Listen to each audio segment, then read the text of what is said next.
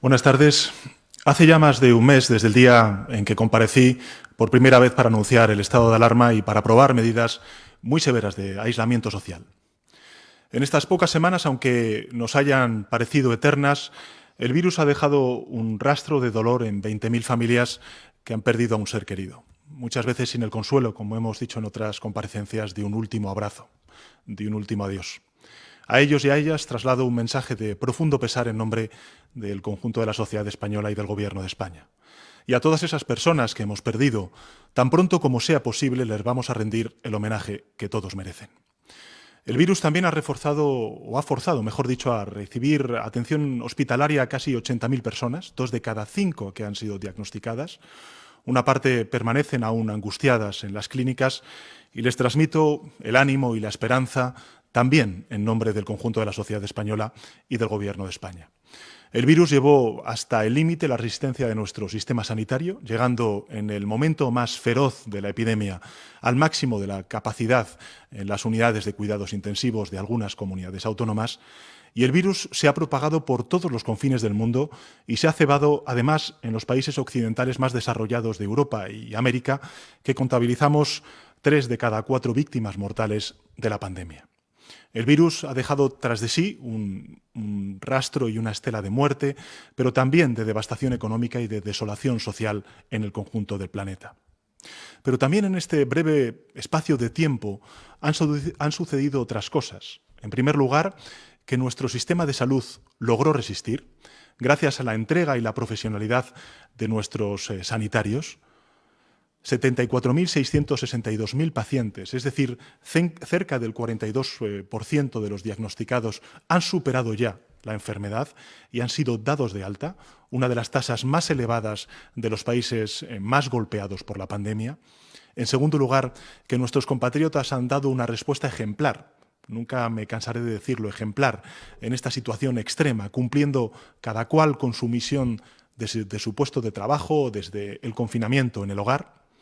Los españoles son los ciudadanos occidentales que con más rigor han cumplido las limitaciones a la movilidad. Y en tercer lugar, que precisamente gracias a esa disciplina social hemos salvado, nunca lo olvidemos, decenas de miles de vidas. Y lo más decisivo, ha sucedido que en el sacrificio de todos hemos logrado contener la propagación del virus. El día anterior a la declaración del estado de alarma, si recordamos, cada persona infectada contagiaba de media a un promedio de más de 3 personas sobre casos notificados. Es lo que los científicos y los epidemiólogos nos dicen que se llama el ritmo de reproducción del virus, la famosa y denominada R. Hoy, gracias al esfuerzo de todos, de todas, el índice de reproducción está en el conjunto de nuestro país por debajo del 1. Antes estábamos por encima del 3, hoy estamos por debajo del 1. Es decir, cada persona infectada no llega a contagiar a otra y por eso la superficie de la epidemia se está reduciendo. Por tanto, ¿dónde estamos entonces? ¿Cuál es la situación actual de la pandemia en nuestro país? Quiero trasladarles que hemos conseguido lo más difícil, lo más duro, gracias a la responsabilidad y a la disciplina social de todos los españoles y españolas. A quedarnos en casa. Hemos dejado atrás los momentos más extremos y hemos contenido la embestida brutal de la epidemia, con sacrificio, con resistencia y con moral de victoria, como hemos venido diciendo durante estas semanas largas de confinamiento. Pero estos logros, hay que ser sinceros, son todavía insuficientes y son sobre todo, y esto me gustaría también trasladarles, frágiles. No podemos ponerlos en riesgo con decisiones precipitadas. Tenemos que lograr mayores avances antes de entrar en la segunda fase, antes de levantar el confinamiento general y comenzar eso que llaman los expertos la desescalada, la transición hacia esa nueva normalidad que hemos venido refiriendo durante estas últimas semanas. La propia Organización Mundial de la Salud nos dice cuáles son esas 6 pautas que tenemos que cumplir para lograr esa nueva normalidad. En primer lugar, la transmisión tendrá que estar controlada e identificadas las personas infectadas. Caminamos en la dirección adecuada para lograrlo en todos y cada uno de los territorios de nuestro país. El sistema de salud deberá estar también en condiciones de detectar mediante test cada caso de infección que aparezca para que sea aislado de inmediato y para advertir a las personas a quienes pudiera haber contagiado. Hemos realizado ya casi 1 millón de test PCR, que son los más verosímiles, los más eficaces, y hemos suministrado 2 millones de test rápidos a las comunidades autónomas para desarrollarlos en aquellos lugares donde pueda haber un potencial contagio, como puedan ser, por ejemplo, los hospitales o también las residencias de mayores. Hemos duplicado también los test diarios de 20.000 al día que decíamos hace muy pocos días a 40.000 diarios, para alcanzar este objetivo también que nos marca la Organización Mundial de la Salud. Deberemos tener, en tercer lugar, bajo control los lugares con mayor riesgo de infección y máxima vulnerabilidad, a los cuales antes hacía referencia, los hospitales, las residencias de mayores. Estamos ayudando en este sentido, como saben ustedes, a las comunidades autónomas para lograrlo, para conseguirlo. Y en cuarto lugar, deberá implantarse un sistema de control de personas procedentes de otras zonas para evitar nuevos contagios importados. Ya lo estamos haciendo y lo vamos a seguir haciendo durante las próximas semanas. En quinto lugar, deberemos establecer estrictas medidas preventivas en centros de trabajo y también en lugares educativos, en los centros educativos, y lo vamos a alcanzar de la mano, en primer lugar, de los agentes sociales con los cuales llevamos dialogando durante este mes largo de estado de alarma y, sin duda alguna, también con las comunidades autónomas en lo referente a los centros educativos. La población finalmente deberá disponer de una información completa y deberemos estar todos y todas comprometidos con las reglas de higiene y distancia social. Esto lo estamos haciendo permanentemente y es el compromiso del conjunto de la sociedad española que está siendo, insisto, ejemplar. No me cabe duda, no tengo ninguna duda de que vamos a conseguir los objetivos marcados y que vamos a seguir cumpliendo, como estas semanas, con esa disciplina social a la cual he hecho siempre referencia en mis declaraciones públicas. Pese a los enormes progresos que hemos logrado, hoy por hoy todavía estamos en la senda del cumplimiento de estas orientaciones que marca la Organización Mundial de la Salud y, en consecuencia, no es posible levantar las medidas generales de confinamiento y pasar a la fase 2, que se conoce como desescalada.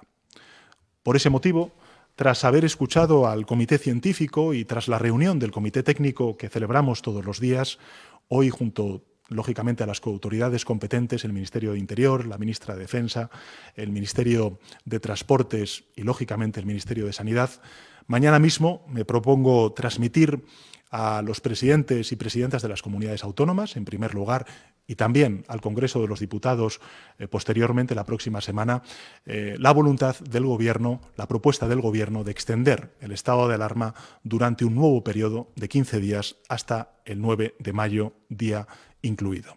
Por tanto, la propuesta que haré mañana a los presidentes y presidentas autonómicos y también al Congreso de los Diputados es solicitar una nueva prórroga en el estado de alarma de 15 días más hasta el 9 de mayo a partir de finales del mes de abril. Sin embargo, como he dicho en algunas otras comparecencias públicas, esta extensión del estado de alarma no va a ser igual que las anteriores. No vamos a estar ya en el mismo estado de alarma y, por tanto, a lo largo de las próximas semanas, y especialmente con el horizonte puesto de desescalada en el mes de mayo, vamos a estar sucesivamente en distintos estados de alarmas. Y lo quiero decir en plural. No va a haber un estado de alarma, sino que va a haber distintos estados de alarmas. Los progresos de estas 5 semanas nos permiten empezar a tomar decisiones y a vislumbrar ese horizonte. Un horizonte en el que lleva trabajando el Gobierno de España desde hace 3 semanas con expertos de distintas áreas, al frente, lógicamente, quienes más saben de estas pandemias, que son los epidemiólogos, pero lógicamente también con expertos de un equipo multidisciplinar proveniente desde distintas áreas del Gobierno de España. Los expertos que asesoran al Gobierno consideran, en este sentido, que es posible aliviar uno de los supuestos de confinamiento que más afecta a las familias en nuestro país y que más afecta a las personas que más queremos, que son nuestros hijos y nuestras hijas, nuestros nietos y nuestras nietas.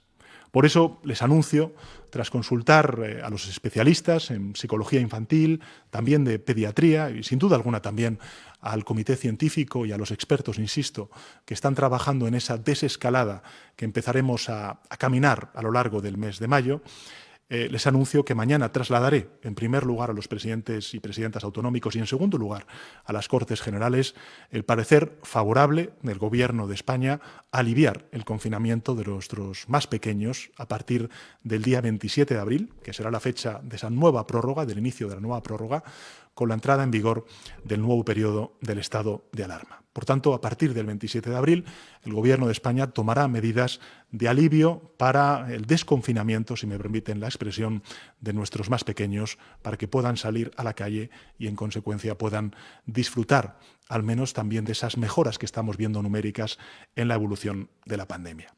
Naturalmente, estas salidas van a estar limitadas necesariamente, como nos indican los expertos, los epidemiólogos, y también sujetas a condiciones para evitar contagios. Al igual que hemos hecho cuando hemos regresado al trabajo, por parte de esa reactivación económica que hemos hecho en las actividades no esenciales durante esta última semana, que han regresado al trabajo con medidas de higiene, de defensa, de protección para la transmisión de la epidemia, que en caso de que estuvieran contagiados, lógicamente haremos lo mismo con nuestros niños y nuestras niñas.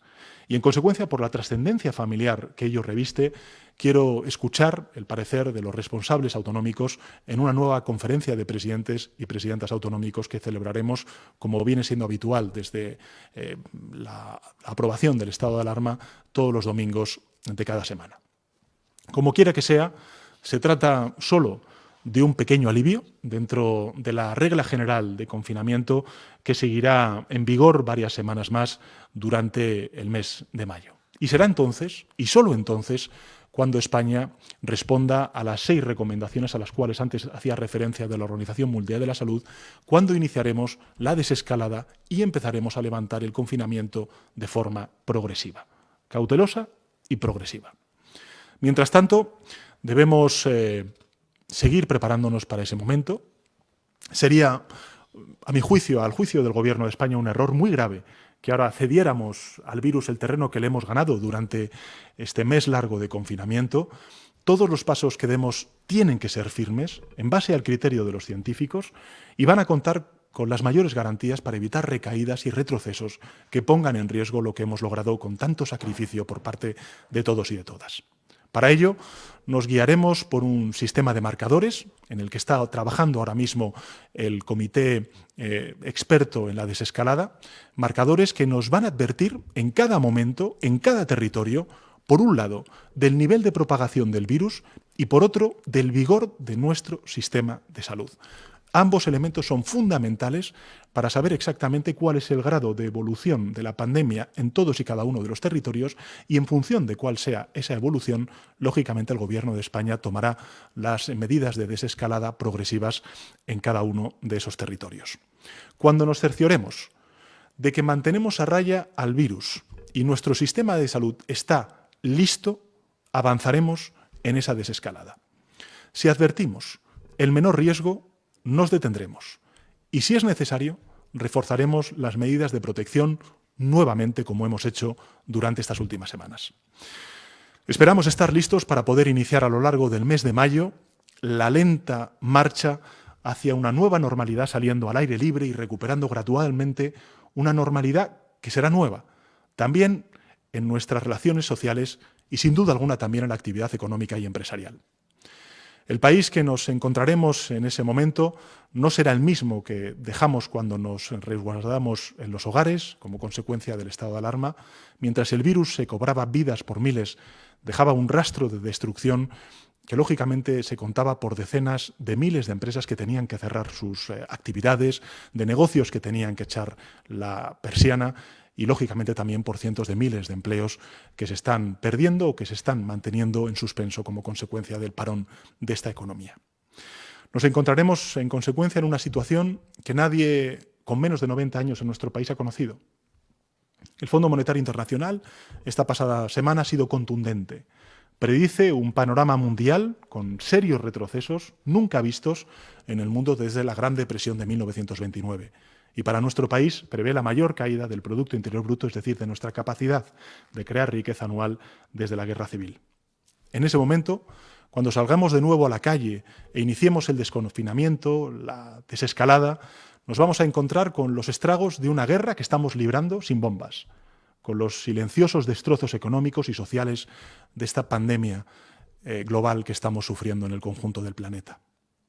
Igual que sucedió al inicio de esta crisis, se abrirán ante nosotros dos caminos que nos definirán en los próximos años, yo diría que las próximas décadas como sociedad. Podemos dejarnos llevar por la rabia, por el desánimo, dividirnos e intentar sacar provecho personal o partidista. Esa es una opción. O podemos unir también fuerzas y acometer unidos el esfuerzo de la reconstrucción a la que estamos todos y todas llamados.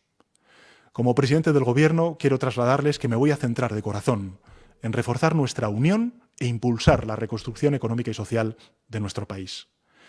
Si algo hemos aprendido de estas semanas es que los problemas no se vencen con palabras, menos con palabras falsas y con bulos. El virus se combate y se doblega con sacrificio y con la unión de todos y de todas. Y lo mismo sucede con sus estragos económicos y sociales. Por eso, hace días, propuse, al igual que lo han hecho otras fuerzas políticas, unos pactos para la reconstrucción social y económica del país. Se trata de unos pactos que deberían aunar el criterio de las fuerzas políticas para fijar las grandes líneas de la reconstrucción social y económica del país para los próximos años, pero que deberían también plasmarse en un acuerdo interinstitucional de colaboración con otras instituciones como son las comunidades autónomas, las diputaciones, los cabildos, los consells y también, lógicamente, los ayuntamientos. Y que deben extenderse a un acuerdo con los agentes sociales, es decir, con los empresarios y con los sindicatos. Puedo decir con satisfacción que he encontrado una respuesta receptiva en la primera ronda de contactos con la mayoría de las fuerzas políticas, que mañana mismo trasladaré este planteamiento a los presidentes y presidentas de las comunidades autónomas y que el lunes culminaré la ronda de contactos con los partidos políticos y más tarde celebraré un encuentro con la Federación Española de Municipios y Provincias. Los ayuntamientos serán actores clave en la tarea de desescalada y de reconstrucción económica y social de nuestro país. Solo hay, en consecuencia, un camino, y ese camino es el consenso, es el diálogo, es la unión. Demos lo mejor de nosotros mismos como representantes de la sociedad. Llegó el momento de acordar. España, lo sabemos muy bien, es diversa y es plural. Esa es una de nuestras principales riquezas, de nuestras principales fortalezas. Yo nunca la he visto como una debilidad, sino como una de nuestras principales fortalezas.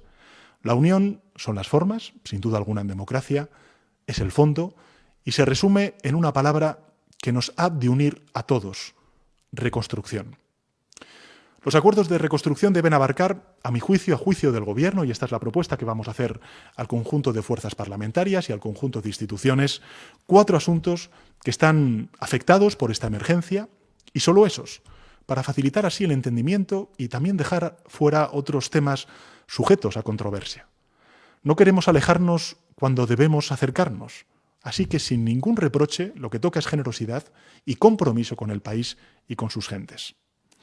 Atenderán, en primer lugar, esos acuerdos, a juicio del Gobierno, a las premuras para reconstruir y reforzar nuestro sistema de salud. Incluirán, en segundo lugar, las acciones financieras, fiscales, administrativas precisas para reconstruir y relanzar el tejido empresarial y los sectores afectados por esta pandemia y también, lógicamente, la creación de empleo, con especial atención a las pequeñas y medianas empresas, a los trabajadores autónomos, a la economía social en nuestro país. Y a los sectores más golpeados, como pueda ser la industria, el turismo, la hostelería o, por ejemplo, la cultura. Pensaremos en todos y les tendremos en cuenta a todos. Y finalmente, en tercer lugar, incorporarán las medidas de protección social indispensables para que nadie pueda quedar o sentirse abandonado en este trance y las familias más vulnerables se vean amparadas como venimos haciendo desde el inicio de la pandemia.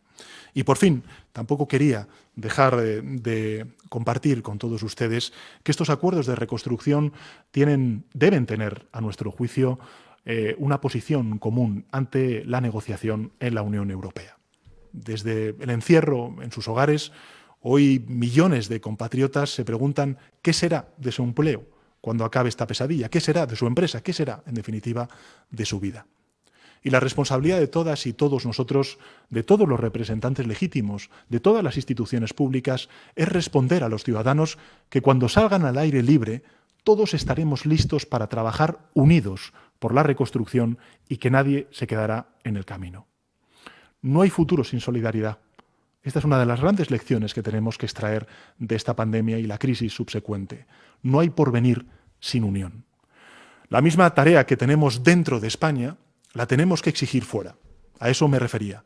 Hay un pacto, un acuerdo en España, pero tiene que haber un pacto y un acuerdo en Europa. Esa es la hoja de ruta que se plantea el Gobierno de España. La postura del Gobierno de España con respecto a Europa la he compartido con todos ustedes durante estas últimas semanas, es nítida y es firme. Europa somos todos y es ahora el momento de demostrarlo. Las reuniones con los dirigentes de la Unión Europea, a mi juicio, a juicio del Gobierno de España, están dando sus frutos. Probablemente tendríamos que ir más rápido, pero están empezando a dar sus frutos. En todo caso, sería imperdonable que Europa reincidiera en los errores del pasado. El pulso ha sido tenso, pero hace unos días la propia presidenta de la Comisión Europea afirmó que cada euro del Fondo Europeo será usado en todas sus formas posibles para salvar vidas y proteger a los ciudadanos europeos. Esa era y es la visión del Gobierno de España. Así que estamos avanzando y vamos a seguir haciéndolo en la próxima reunión del Consejo Europeo que tendrá lugar el próximo jueves, día 23 de abril. España no debe quedar desprotegida, como no debe quedarlo tampoco ninguno de los países que está sufriendo con particular incidencia esta pandemia. Y Europa no debe permitir que los lobos del populismo antieuropeo aprovechen la oportunidad de la crisis para extender su mensaje de odio.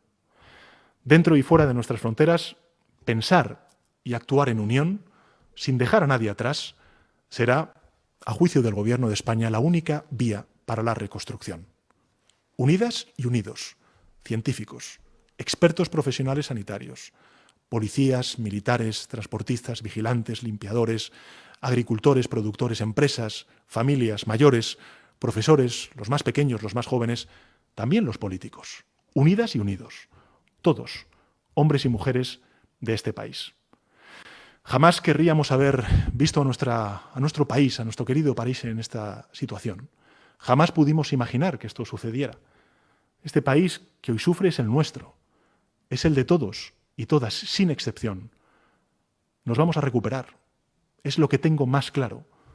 Todos estamos aquí para ayudar a este país a recuperarse y a avanzar. Igual que comenzamos a parar al virus unidos, igual que lo derrotaremos unidos, así saldremos adelante, también unidos. Gracias.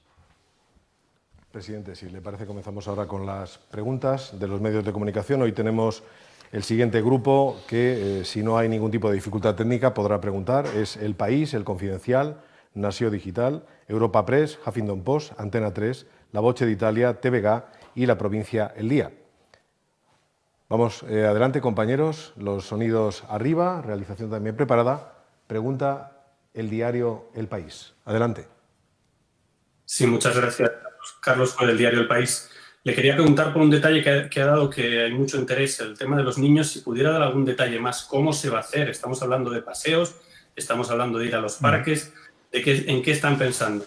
Y también la desescalada por comunidades, que es lo que he entendido. Llevamos muchos días preguntando y usted parece que ha apuntado que va a haber desescalada distinta por cada una de las comunidades. ¿Esto cómo se va a hacer? Porque había muchas, peticiones, Canarias, demás. Y una segunda pregunta más política. Presidente, hemos estado toda esta semana viendo si usted hablaba con el señor Casado, no hablaba, si había reunión, no había reunión. ¿Por qué no levanta directamente el teléfono y llama a Casado?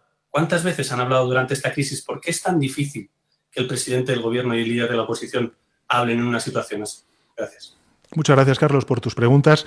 En relación con los niños y niñas, vamos a ver, lo más importante es que seamos conscientes de que vamos a entrar en un momento de desescalada, de transición hacia una nueva normalidad. Bien, a partir de ahí tenemos que ser conscientes de que los pasos que demos tienen que ser progresivos por un lado y en segundo lugar tienen que tener las máximas precauciones. Somos muy conscientes de la realidad que viven muchos de los niños y niñas en hogares de 40, de 50 metros cuadrados, la necesidad que tienen también de salir a la calle, de oxigenarse después de casi 5 o 6 semanas de confinamiento. A partir de ahí, definiremos durante las próximas semanas, para que el próximo 27 de abril, cuáles serán los criterios, los requisitos en cuanto a las motivaciones por las cuales los niños y niñas puedan salir de sus casas y, en segundo lugar, bajo qué criterios de seguridad. A mí me parece muy importante que seamos todos muy conscientes de que, lógicamente, el Estado puede aprobar órdenes en el marco y al amparo del estado de alarma. Pero también tenemos que ser muy conscientes de que todos en nuestros hogares podemos contribuir a frenar la pandemia, a controlar el virus. Lo podemos hacer como estamos haciendo hasta ahora, con el confinamiento, pero lo podemos hacer también, como están haciendo los trabajadores y trabajadoras, también las empresas, en la vuelta a esa actividad económica no esencial, con las medidas de protección, de distanciamiento social, de higiene, de utilización de mascarillas, en definitiva, de instrumentos, de elementos que van a formar parte de nuestro día a día en esa nueva normalidad a la cual antes hacía referencia. Por tanto, en relación con los niños y niñas, la propuesta que va a hacer el Gobierno de España es, a partir del 27 de abril, empezar a darles la oportunidad de salir de sus casas y poder disfrutar de un rato al día del aire libre. Pero, insisto, en primer lugar, como he dicho antes, tendremos que consultar a los presidentes y presidentas autonómicos en el día de mañana, en la celebración de esa conferencia de presidentes, y en segundo lugar, tenemos que hacerlo bajo el criterio y el amparo del asesoramiento del comité científico, de los expertos que lógicamente nos están señalando y guiando en este difícil trance que estamos viviendo. En relación con la segunda de sus preguntas, Carlos, vinculada con la desescalada, si tiene que ser territorial o no. Yo lo he dicho en muchas ocasiones. En primer lugar, ha sido un acierto en España que la respuesta del confinamiento, es decir, la primera respuesta del estado de alarma, fuera homogénea, uniforme en el conjunto del país. ¿Por qué? Porque lo hicimos con los máximos niveles de exigencia para, sobre todo, atajar la pandemia en aquellos territorios donde más duramente estaba golpeando la pandemia. El foco principal, recordémoslo, era Madrid. Por tanto, ¿eso qué ha hecho? Eso ha hecho que otras comunidades autónomas, que otros territorios que no tenían una extensión del virus tan pronunciada, tan intensa como la Comunidad de Madrid, hoy se vean beneficiados de esas medidas de confinamiento. Y que veamos que el famoso pico que ya hemos desgraciadamente todos aprendido sea menos pronunciado en algunas comunidades autónomas que en otras. Precisamente porque hemos hecho una respuesta homogénea, hemos dado una respuesta homogénea en el conjunto del país. Esto significa que en la desescalada tengamos que hacer una respuesta, dar una respuesta homogénea. Yo creo que no. Esto es lo que nos dicen los científicos. Podremos darla diferente, asimétrica. Eso sí, no tiene por qué ser una comunidad autónoma. Ni siquiera no tiene por qué ser una provincia. Creo que es muy importante también ser consciente de que la escala a la cual vamos a tener que hacer esa desescalada puede ser muy distinta a la que nosotros conocemos institucionalmente. ¿Eso significa que no vayan a participar las comunidades autónomas? Claro que sí, tienen que participar. De hecho, hace una semana, como ustedes todos saben, pedimos a las comunidades autónomas que nos dieran una persona de referencia en todos y cada uno de los territorios, en todos y cada uno de sus gobiernos autonómicos, para empezar a trabajar desde el punto de vista técnico con nuestro equipo, que lleva 3 semanas trabajando en ese horizonte que le queremos dar a la ciudadanía, los horizontes y el trabajo de desescalada que ellos piensan es necesario para su territorio.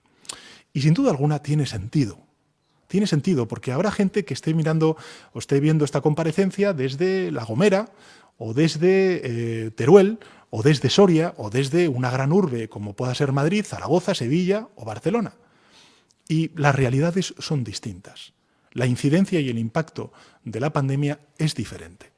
Por tanto, habrá un corpus global, homogéneo, en el conjunto del país, pero lógicamente también habrá, en función de cuál sea el impacto y la evolución de la pandemia en todos y cada uno de los territorios, distintas respuestas, diferente escala en ese tránsito, esa transición que tendremos que abordar entre todos. Por eso es tan importante la unidad.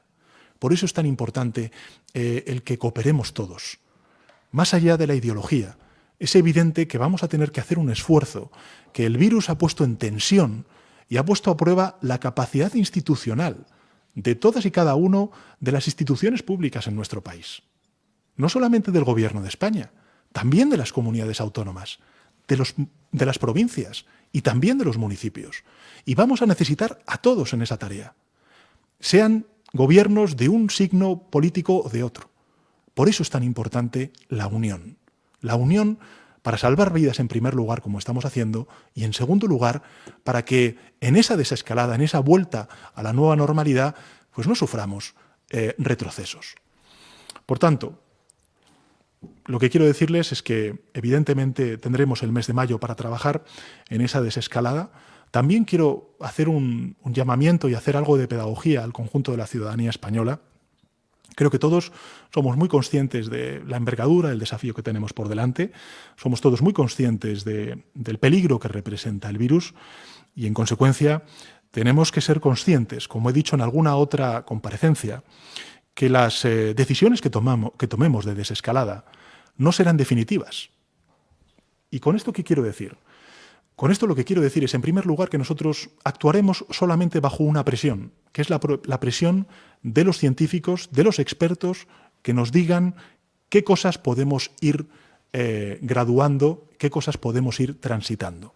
Pero también es cierto que si en esos parámetros, en esos marcadores a los cuales he hecho antes referencia en mi intervención, que están lógicamente inspirados en esos 6 principios de la Organización Mundial de la Salud que he dicho también en mi intervención, si vemos que hay retrocesos en algún territorio, en algún municipio, pues lógicamente revisaremos esas decisiones y reaccionaremos. Pero no solamente en términos negativos, también en términos positivos. Habrá lugares en los que veamos que la pandemia está mucho más que controlada y, en consecuencia, podamos ir un poco más deprisa. ¿Eso significará que lo están haciendo mejor o peor que otro territorio, que otra localidad? No. Simplemente que la pandemia pues, se ha extendido de una manera más intensa o menos intensa en función de los territorios. Por tanto, entramos en un momento muy complejo. Si antes era mucho más importante la unidad, porque era, digamos, claro que teníamos que aprobar el estado de alarma y que en consecuencia teníamos que aprobar una medida homogénea, como ha sido el confinamiento tan duro de aislamiento que hemos planteado durante estas últimas semanas desde el primer estado de alarma, ahora vamos a entrar en una fase mucho más compleja, que va a exigir de esa unidad por parte de todos. Y en relación con su última pregunta, Carlos, creo que esto es realmente lo importante. Lo importante es ser conscientes de que en esa tarea de desescalada y en esa tarea de reconstrucción tenemos que encontrarnos todos, sobre todo aquellos partidos políticos que gobernamos en comunidades autónomas, que gobernamos en ayuntamientos o que han gobernado o estamos gobernando en el Ejecutivo español, en el Gobierno central.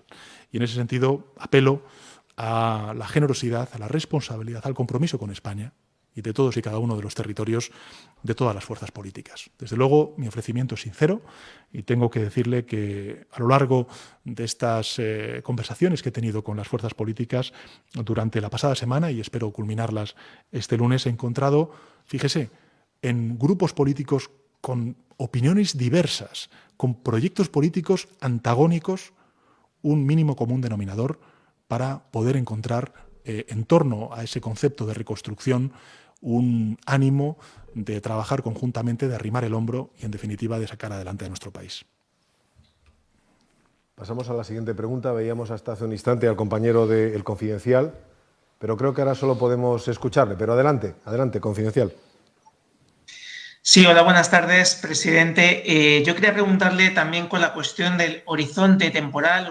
Usted nos ha comentado que es complicado hacer una previsión y que tendrá que ir modulándose en función de los marcadores que vayan obteniéndose, pero aún así en otros países como Francia sí que han dado un horizonte un poco más preciso de cuál debe ser la desescalada, cuál debe ser ese itinerario. También la ministra de Trabajo comentaba en los últimos 2 días que quizá haya una desescalada primera que se tenga que hacer en mayo, pero que habrá sectores que no puedan hacer esa desescalada hasta finales de año. Yo quería preguntarle, por tanto, más o menos cuál es el horizonte temporal que baraja el Gobierno para ir levantando todas y cada una de las medidas que se han puesto en las últimas semanas. Y una precisión también, no sé si esta cuestión de los niños irá acompañada, por ejemplo, con otra petición que se ha hecho de que los adultos puedan hacer salidas cortas e individuales, también muy controladas, para ejercitarse.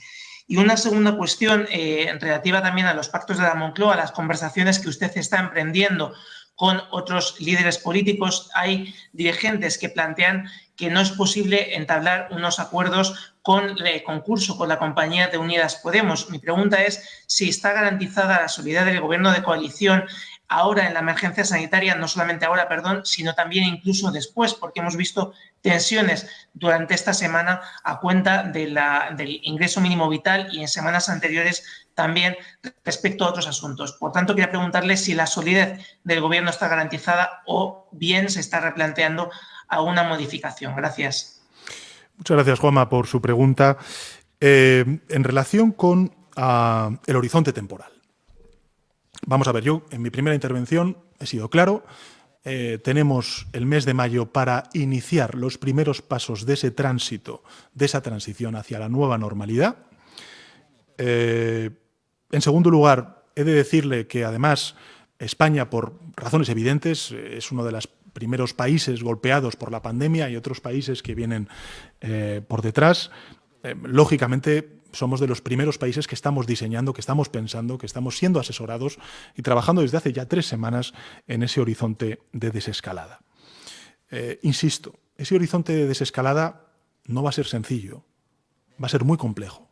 Va a exigir de la unidad y del asesoramiento, en el primer lugar, unidad política y asesoramiento de la ciencia y de los expertos que ahora mismo, afortunadamente, tenemos el honor de poder contar y que están aportando altruistamente al Gobierno de España para el progreso y la reconstrucción de nuestro país y la vuelta a esa normalidad. ¿Cuál debe ser el itinerario? Vamos a ver, en función de cuál sea el nivel de pandemia en uno o en otro país, cada país decide cuál es el ritmo y la respuesta que da, si es homogénea, si es descentralizada, como hemos visto también en las medidas primeras de confinamiento, su respuesta a esta pandemia. Nosotros, desde luego, tengo que decirle que contemplamos un horizonte de una lenta marcha hacia esa nueva normalidad. Va a ser lenta. Queremos que sea progresiva, con las máximas precauciones, con marcadores y con criterios evaluables en todos y cada uno de los territorios para saber exactamente cuál es el grado de la pandemia, de evolución de la pandemia, si está controlada o no está controlada y, en consecuencia, qué pasos podemos dar. E insisto, deberemos tener y hacer entre todos, también en esto le pido a los medios de comunicación, un ejercicio de pedagogía, porque habrá decisiones que tomemos que sean decisiones eficaces y que nos animen a dar no un paso, sino 2 pasos más. Pero a lo mejor habrá otras decisiones que no son eficaces y tendremos que dar un paso hacia atrás. Y eso no significará un fracaso por parte de la sociedad en su lucha contra el virus. Significará simplemente que vamos aprendiendo cómo responder de manera eficaz al virus en todos y cada uno de los pasos que demos en esa desescalada. Me parece muy importante esa pedagogía, me parece muy importante abordarla con la máxima humildad, con la máxima determinación y con la máxima cautela. Eso es lo que va a hacer el Gobierno de España. Usted ha planteado algunas cuestiones vinculadas con el deporte, con algunas otras cuestiones que están haciendo otros países. A nosotros, en principio, lo que nos está diciendo la comunidad científica, los expertos que asesoran al Gobierno de España, es que no representa un riesgo la medida que ha anunciado sobre los menores. Por tanto, el Gobierno de España, a partir del 27 de abril, está dispuesto a tomar esa decisión y progresivamente iremos tomando otras que esperemos sea cuanto antes, porque eso significará que más rápido vamos en esa tarea de desescalada a la cual antes hacía referencia. Bueno, en relación con su segunda pregunta, vinculada a si ha habido grupos políticos que me han planteado el que haya un gobierno de una manera u otra, nadie me lo ha planteado. Nadie me lo ha planteado en mis conversaciones. Pero es que tampoco hubiera dejado que me lo planteen. Quiero decir con esto que el gobierno que está liderando España desde hace muy pocos meses, porque no llevamos ni 100 días de legislatura, pues lo está haciendo con una unidad de acción y, desde luego, con una generosidad, responsabilidad y compromiso por parte de las partes del Gobierno en relación con la sociedad española absoluta, absoluta. Y en ese sentido me parece que, más allá de las cuestiones que puedan salir en los medios de comunicación, insisto, el que el Gobierno de España, en el discurso de investidura, planteara la aprobación en esta legislatura del ingreso mínimo vital y que lo vayamos a plantear en este mes de mayo para el conjunto del país, pues lógicamente primero es un esfuerzo. Lo primero de todo es un ejemplo más de compromiso de este Gobierno de coalición progresista por no dejar a nadie atrás, que esa ha sido la máxima no solamente del horizonte de legislatura, sino también, lógicamente, de esta pandemia. Y, en segundo lugar, me parece que es un ejercicio de trabajo en un tiempo récord, porque estamos hablando de una prestación nueva, de una innovación en la política pública y, finalmente, también de algo muy importante, y es de una nueva prestación que se va a hacer en un Estado compuesto, donde hay comunidades autónomas que también tienen esta prestación y que, lógicamente, añaden una complejidad más al diseño de esta nueva prestación tan necesaria, si lo era antes de la pandemia, aún más hoy, en plena pandemia y, lógicamente, con las consecuencias sociales y económicas que estamos encontrando. Vamos a la pregunta ahora de Europa Press. Le ruego a los compañeros que se identifiquen al realizar la pregunta. Adelante, Europa Press. Buenas noches, presidente. Soy Beatriz Fernández, de Europa Press. Una aclaración. La medida que permitirá salir a los niños a partir del 27 de abril, ¿a qué rango de edades afecta? Es decir, estamos hablando también de adolescentes y jóvenes hasta los 18 años de edad. Y en otro orden de cosas, el otro día en el Congreso usted reconocía que Europa había reaccionado tarde al coronavirus, pero que España actuó antes. Sin embargo, ¿qué ha fallado entonces para que seamos el país que tiene, si no la mayor tasa, una de las mayores tasas de mortalidad por habitante, ¿no? Y ahora que están ya ustedes preparando la reconstrucción y buscando estos pactos de Estado, quería preguntarle qué cálculos han hecho ustedes con respecto a pues cuánto va a aumentar el gasto público, cuánto va a caer la recaudación, cuánto más va a ser necesario endeudarnos y cuánto va a aumentar el paro. Muchas gracias. Bueno, gracias, Beatriz. Son muchas preguntas. Algunas, desgraciadamente, no estamos todavía en condiciones de poder responderlas porque, lógicamente, estamos viendo cuál es la evolución económica y social de de las medidas que estamos poniendo en marcha y también, lógicamente, de cuánto va a durar ese confinamiento y cuánto va a durar ese tránsito hacia la nueva normalidad que hemos llamado desescalada. Vamos a ver, en relación con los niños, estamos todavía ultimando la medida, pero lógicamente el punto de referencia para nosotros es la Ley de Salud Pública. Ese es el punto de referencia. En todo caso, es una medida que tenemos que estudiar y que, lógicamente, fijaremos cuando así lo consultemos definitivamente con el Comité Científico, la edad límite, el techo de edad para poder salir, pero lógicamente lo que sí que es evidente es que si tenemos un punto de referencia, porque no puede ser discrecional, es la Ley de Salud. La Ley de Salud, lo digo para todos los ciudadanos que estén viendo esta comparecencia, pues lógicamente son los 12 años. Pero en todo caso ese es el punto de partida, el punto de debate que tendremos con el Comité Científico y lógicamente con los expertos que están asesorando al Gobierno de España en relación con estas medidas de desescalada.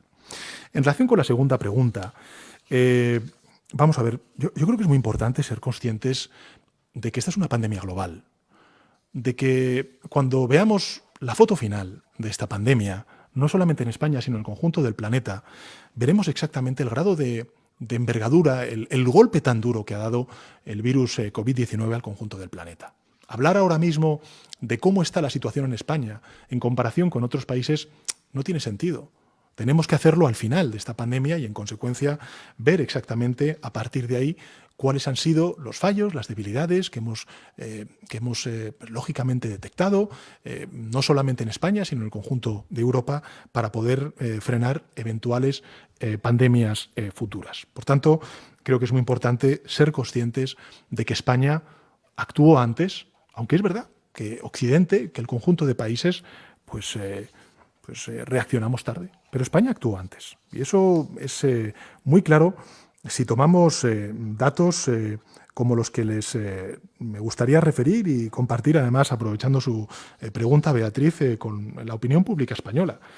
Fíjese, cuando España pasó a la fase de contención reforzada y endurecía las medidas, por ejemplo, como tenemos que recordar antes del estado de alarma, es decir, a principios de marzo, cuestiones como, por ejemplo, el cierre de colegios, había en nuestro país 1.204 infectados y 26 fallecidos.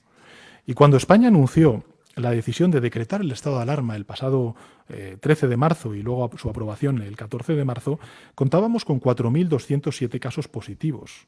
Ese es el dato consolidado del día 12 de marzo y 84 fallecidos. Si ponemos otros países como ejemplo, por ejemplo Italia, pues fueron 7.375 casos positivos y 366 fallecidos. O el Reino Unido o Francia. Francia, por ejemplo, el 17 de marzo fue cuando establece las medidas de confinamiento y eran 7.730 casos, no 4.207 casos como en nuestro país, y un total de 175 fallecidos y no los 84 fallecidos que registramos en España entonces. Con esto, insisto, yo no me quiero comparar. España no se quiere comparar con ningún país. Al contrario, España es solidaria con todos los países que están sufriendo esta pandemia. Desde el que la está sufriendo con menor impacto a países como Estados Unidos, grandes países que la están sufriendo con un gran impacto. Somos solidarios con todos ellos y con todas ellas. Creo que es importante, lógicamente, ser autocríticos, ser humildes. Le puedo garantizar que el Gobierno de España hace toda la autocrítica, que somos muy exigentes con nosotros mismos diariamente para frenar esta pandemia, pero creo también que es justo reconocer que todas las instituciones españolas están dando una respuesta de envergadura, a la envergadura del desafío que tenemos por delante. Pregunta ahora Nació Digital. Adelante, Nació Digital. Buenas noches, señor presidente. Pep Martí, de Nació Digital. Muchas gracias. De todas las medidas que ha ido adoptando su gobierno, ¿podría enumerarnos algunas que hayan sido implementadas a partir de sugerencias o propuestas de las diversas comunidades autónomas? Muchas gracias. Pues muchas de ellas, Pep. Yo no sé... Ahora mismo, si me preguntara, creo que todas las comunidades autónomas, la mayor parte de las comunidades autónomas, estaban de acuerdo en la aprobación del decreto del estado de alarma. Así me lo dijeron y me lo hicieron saber en la conferencia de presidentes, desde la primera conferencia de presidentes que celebramos. Incluso también cuando aprobamos el permiso retribuido recuperable para los trabajadores y trabajadoras una semana antes de la Semana Santa, pues hubo comunidades autónomas que la aplaudieron, otras comunidades autónomas o grupos políticos no lo aplaudieron.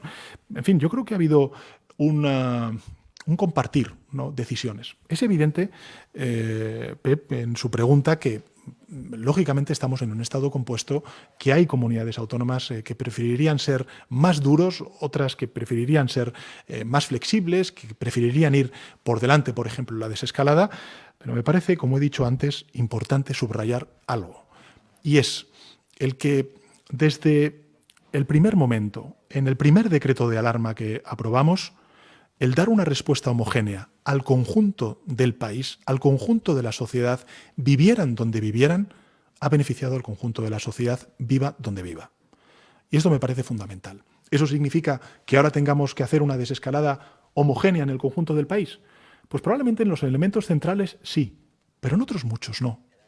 Y eso, pues creo que implicará una coordinación y una cooperación interinstitucional que pondrá de nuevo a prueba nuestro Estado compuesto, nuestro Estado autonómico. Y por eso, en mi primera intervención, y de ahí que también me vaya a reunir con ellos, con la Federación Española de Municipios y Provincias, es muy importante el protagonismo de los municipios, porque ellos van a ser también una pieza clave para esa desescalada, para esa detección y evaluación de cuál es la evolución de la pandemia en todos y cada uno de los municipios de nuestro país y, en consecuencia, los pasos que tenemos que ir dando. Con humildad, con mucha precaución y de manera progresiva. Porque, evidentemente, va a ser un desafío muy, muy importante el que vamos a tener que abordar entre todos, entre las instituciones, desde el Gobierno de España al municipio más pequeño de nuestro país, y los agentes sociales y el conjunto de la sociedad civil.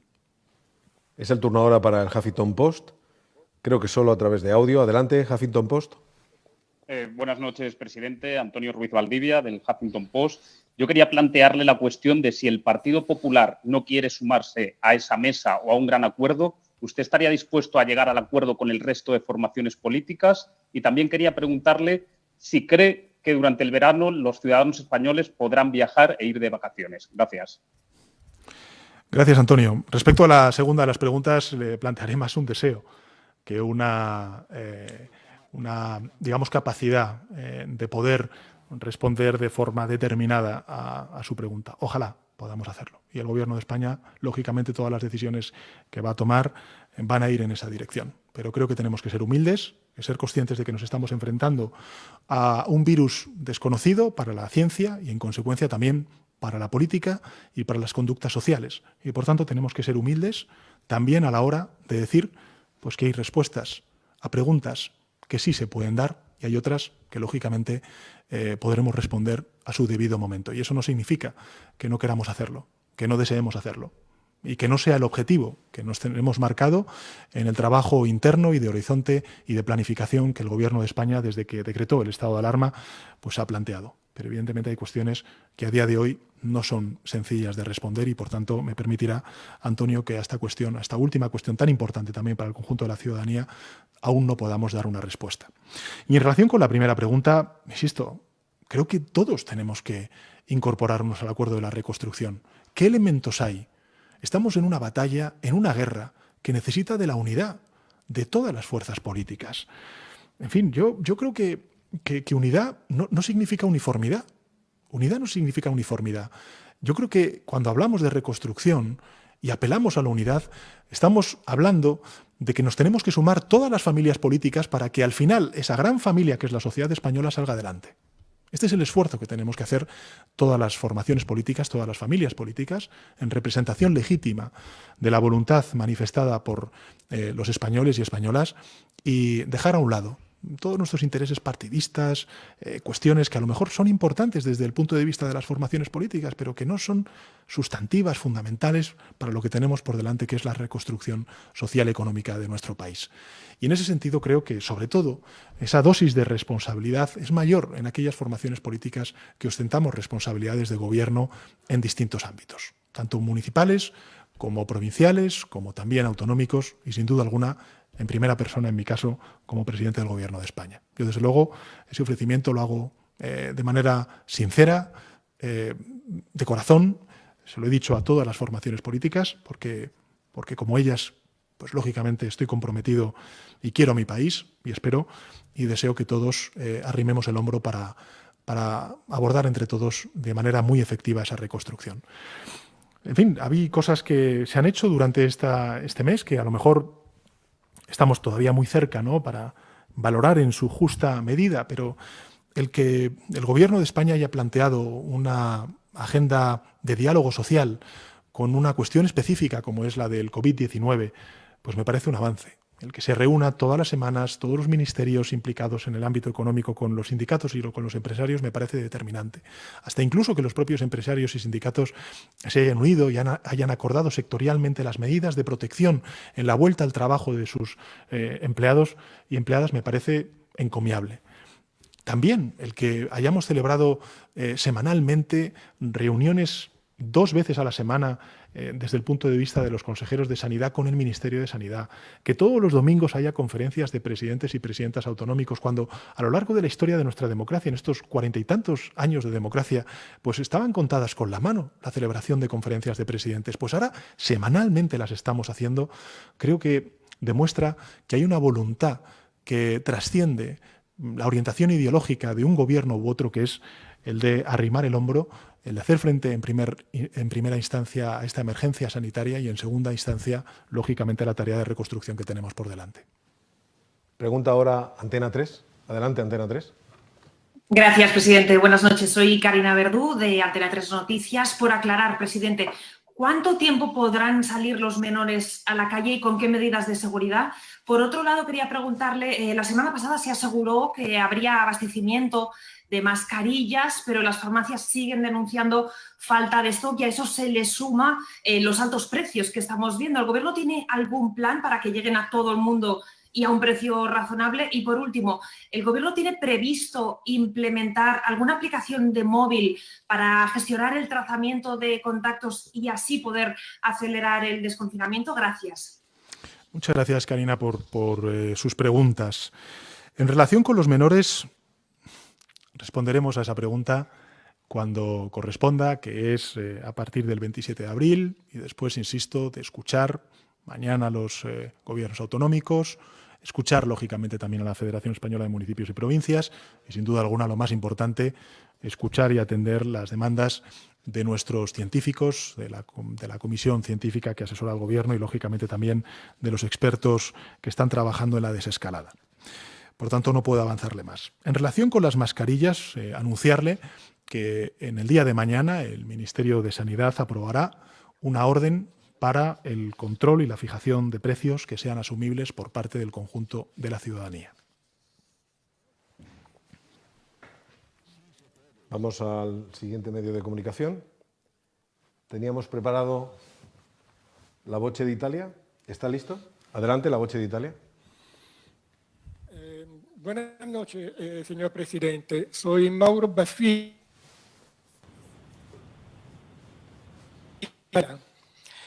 Yo quería preguntarle si una vez superada la emergencia, ¿qué pasará con el personal sanitario que no tiene contrato y estuvo en la primera línea en la lucha contra el COVID-19?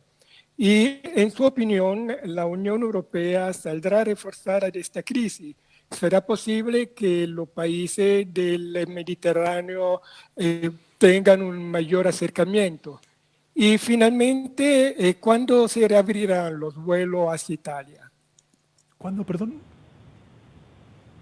Se reabrirán los vuelos hacia Italia. Ah, los vuelos hacia Italia.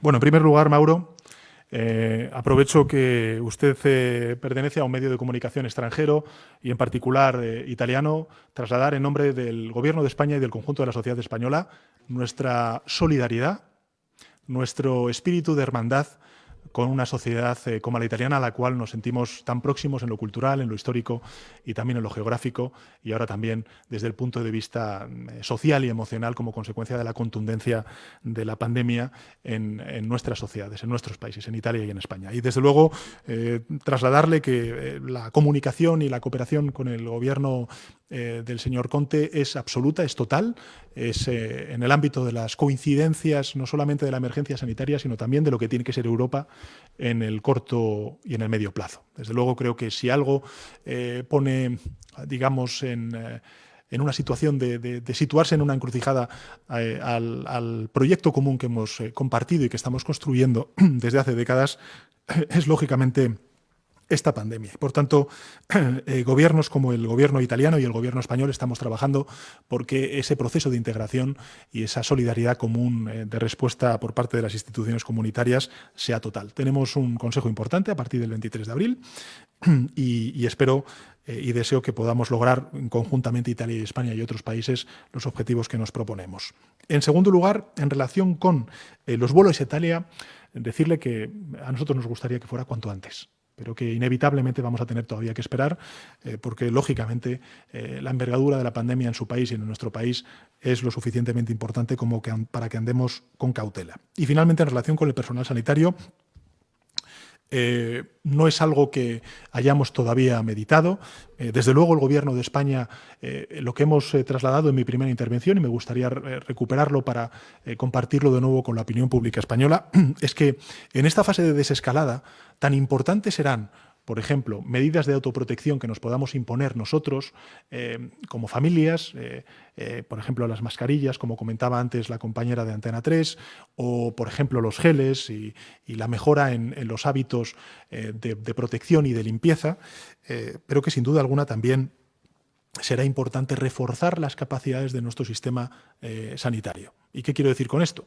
Pues que, lógicamente, el número de camas de UCIs que necesitamos mantener y sostener, que el número de test que tenemos que desarrollar y desplegar durante las próximas semanas, que el estudio de seroprevalencia que vamos a desarrollar durante las próximas semanas también para saber exactamente cuál es la envergadura de la pandemia en nuestro país y, en consecuencia, también ver cuáles son los ciudadanos, o al menos hacer una perspectiva, tener una fotografía clara de cuáles son los ciudadanos que ya han superado la enfermedad y, en consecuencia, gozan de un grado de inmunidad.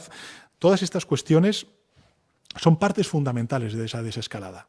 E insisto, fortalecer nuestro sistema de salud es clave en esta fase de desescalada. Porque, evidentemente, si se produce, que vamos a hacer todo lo posible porque no se produzca, cualquier mínimo repunte, nuestro sistema de salud, es decir, nuestros profesionales sanitarios, los que están en primera línea, lo que tienen que verse es protegido con los EPIs, con los materiales sanitarios que, desgraciadamente, no pudimos proveerles en su totalidad en esta primera oleada, y, en segundo lugar, también con las capacidades de UCIs necesarias, como hemos ido desplegando a todo ritmo y con total intensidad durante estas semanas de estado de alarma.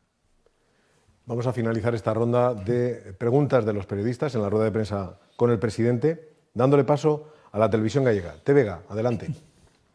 ¿Qué tal? Buenas noches, presidente. Desde Televisión de Galicia quería preguntarle, creo que le han formulado alguna pregunta ya en este sentido. ¿Cuándo se plantea el Gobierno revisar el cuadro macroeconómico, las previsiones de crecimiento, de paro, de déficit, de deuda pública? Algunos organismos e institutos de estudios ya lo han hecho. También le quería preguntar por el estudio que impulsa esta semana la sanidad gallega, 100.000 test que se van a hacer en 2 fases, con una proporción muy superior al estudio epidemiológico que va a hacer el Ministerio de Sanidad. Quería pedir una valoración de esta iniciativa y si este es el camino. Y, por último, una pregunta que me llega también desde otros compañeros de las televisiones autonómicas, es, teniendo en cuenta que se puede llevar a cabo un desconfinamiento por territorios, ¿cómo se va a garantizar que no se produzcan flujos de población importantes que, en fin, al final pongan en riesgo todas las medidas de contención del coronavirus?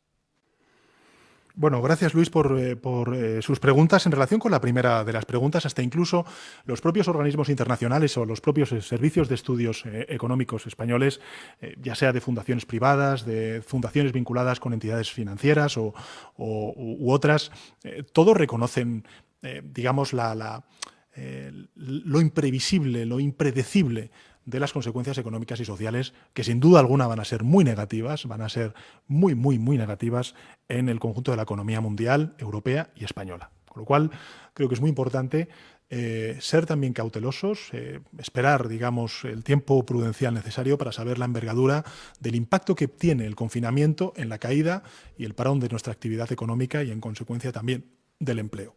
Pero, evidentemente, ahora mismo todas las previsiones que hay de organismos internacionales, europeos y nacionales, todas al final tienen un entre paréntesis porque no saben exactamente cuál es la envergadura del desafío desde el punto de vista económico y social que tenemos por delante. Con lo cual, nosotros lo haremos cuando toque, cuando corresponda, cuando tengamos los datos ciertos, pero evidentemente creo que es muy importante trasladar a la ciudadanía, y ya lo saben ellos, porque lo estamos viendo además así en algunos estudios demoscópicos, el impacto económico y sobre el ámbito laboral que está teniendo efectivamente esta pandemia y la respuesta colectiva que tenemos que dar para poder frenar esta pandemia.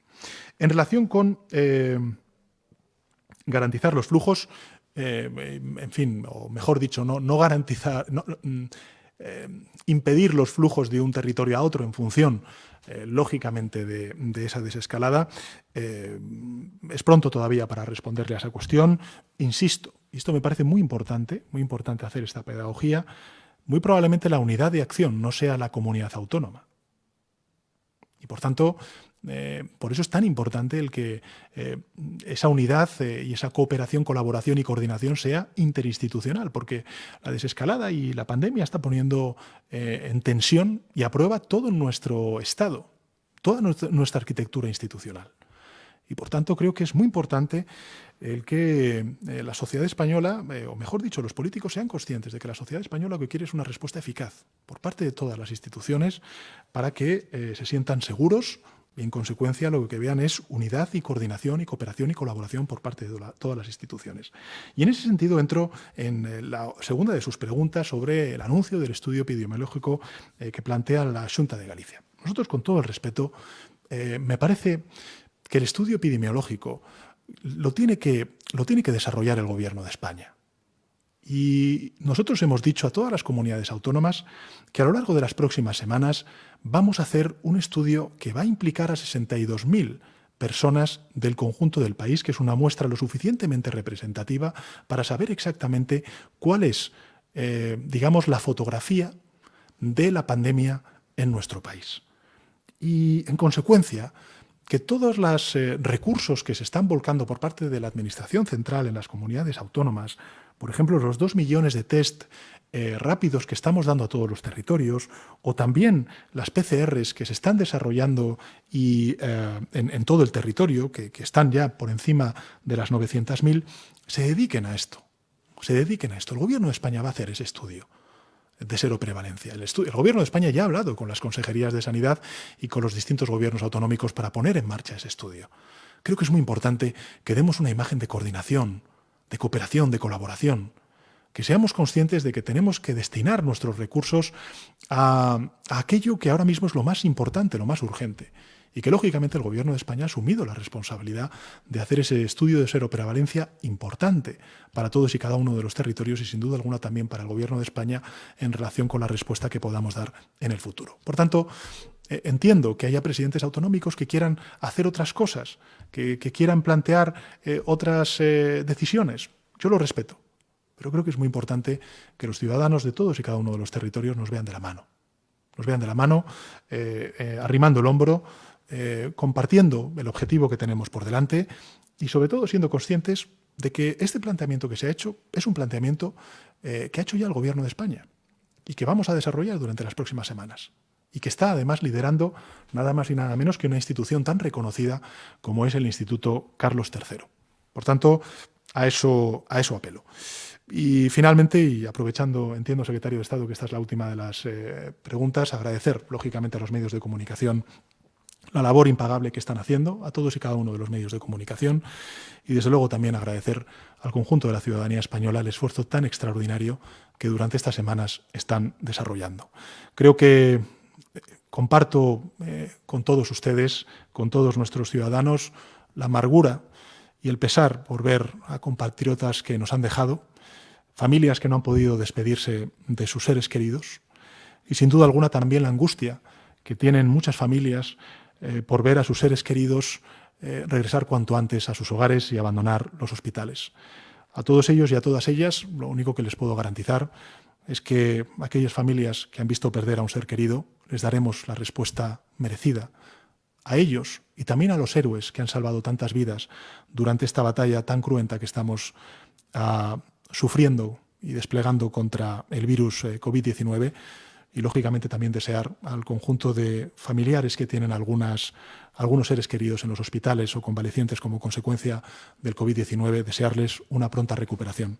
Creo que uno de los principales orgullos que yo tengo como presidente del Gobierno, si me permiten esta licencia y ya con ello acabar, es que, frente a otras cosas, otros discursos que hemos visto y otros esfuerzos que se han hecho en otras latitudes, en España nosotros estamos protegiendo a todos y cada uno de los seres humanos, a todos y cada uno de nuestros compatriotas, tengan la edad que tengan. Y ese ejercicio de solidaridad intergeneracional, sobre todo con aquellas personas de edades avanzadas que son los más vulnerables, desgraciadamente, a este virus, me parece que es el mejor ejemplo para las generaciones futuras. Un ejemplo de solidaridad intergeneracional que al menos quedará en el corazón de muchísimos españoles cuando pronto, muy pronto, acabemos con esta pandemia. Muchas gracias.